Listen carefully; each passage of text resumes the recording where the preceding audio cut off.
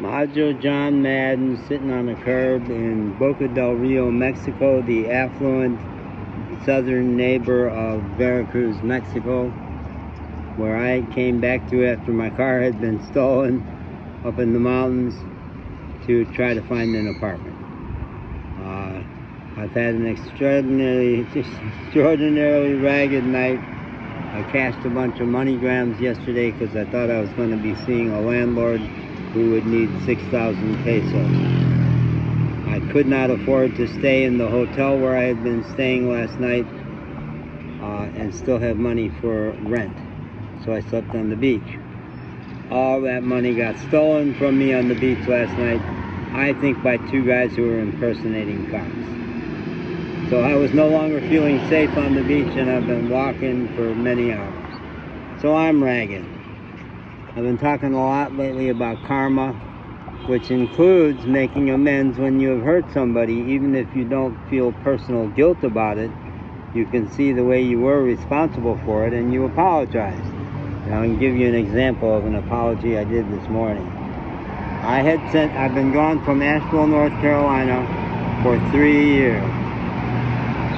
I stayed in touch most of that time with my best friend in the building I lived, a woman named Diana, who lately has had very failing health in her 60s.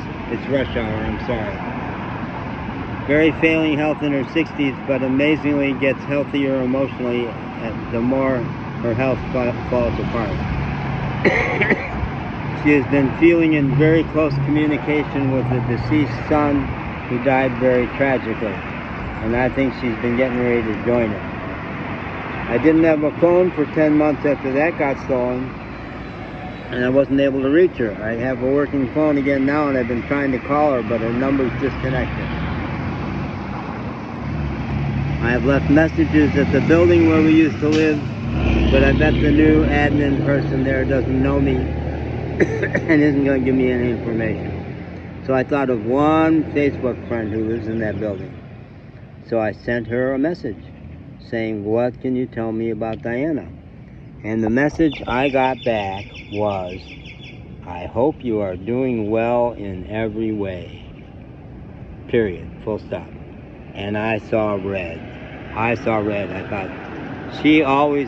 this broad always was a new age flake ball, but to give me that message and no information about my friend, that's too much.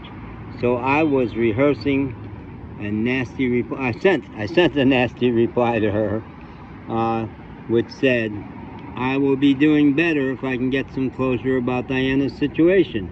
Is there anything you can tell me?" So Facebook Messenger just completed sending her whole message, which included saying I no longer live in that building. I cared about Diana too. I'm worried about her also. So I felt like shit, appropriately. So here's the apology I sent her. Spirit song. Sorry about my earlier snippy reply. Until just now, Messenger had only delivered to me your very last sentence. I couldn't believe that you had replied to my very serious concerns about Diana simply by giving me a blessing. I had a very ragged night, which included getting robbed at gunpoint. So you unfortunately bore the brunt of my stress. You didn't deserve such an insensitive reply. I'm very sorry. I'm not feeling guilty. I'm not feeling bad about myself. But she's a very sensitive soul, and I'm sorry. I'm sorry I inflicted that on her. It was the best I could do. It was based on faulty information, but it's still soft. I wanted her to know I felt bad. I do feel bad. I don't feel bad about me. I was doing the best I could. But I'm sad it played out that way, and I'm trying to make it better. See? So sometimes we need to make amends. Yeah. Bye.